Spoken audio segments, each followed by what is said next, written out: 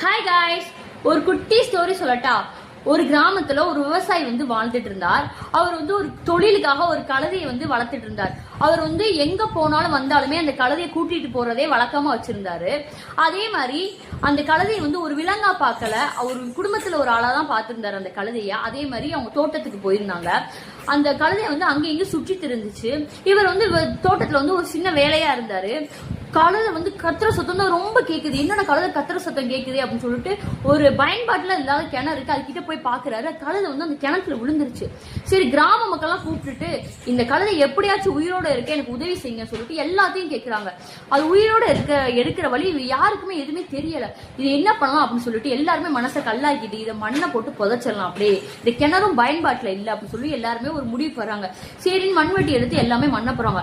அந்த மண்ணை போட்டோட இந்த கழுதை கூட கொஞ்சம் பயந்து கத்துச்சான். அது என்ன பண்ணுச்சு, அந்த மண்ணை உதறி விட்டு அது படிக்கட்டாக மாட்டுச்சு. மண்ணை போடுறாங்க, அது படிக்கட்டாக மாட்டுச்சு. இப்படியே நேரம் செல்ல செல்ல செல்ல அப்படியே இந்த மண்ணு போட அப்படியே இந்த கழுதை கிணத்துல விளிம்புக்கே வந்துருச்சு. எல்லாருமே ஆச்சரியத்தோட பாக்குறாங்க. நம்ம மண்ணலி போட்டு இதை புதைக்க வந்தாங்க, இது எப்படி வெளியே வந்துச்சு சொல்லி எல்லாரும் ஆச்சரியத்தோட. ஆனா அந்த விவசாயி ரொம்பவே சந்தோஷமா இருந்தாரு. அந்த கழுதை உயிரோட கிடைச்சி. இதே மாதிரிதான் நம்ம வாழ்க்கையிலுமே நம்மள மண்ணலி போட்டு புதைக்க நிறைய பேர் இருப்பாங்க. அதான் நம்ம வாழ்க்கையில நிறைய பிரச்சனைகள் வரும், தோல்விகள் வரும், நிறைய பேர் நம்ம விமர்சிக்கலாம். இதெல்லாம் நம்ம உதறி விட்டு நம்ம இதை படிக்கட்டாக மாற்ற நம்மளும் வாழ்க்கையில பிரச்சனையே இல்லாம இருக்கலாம்.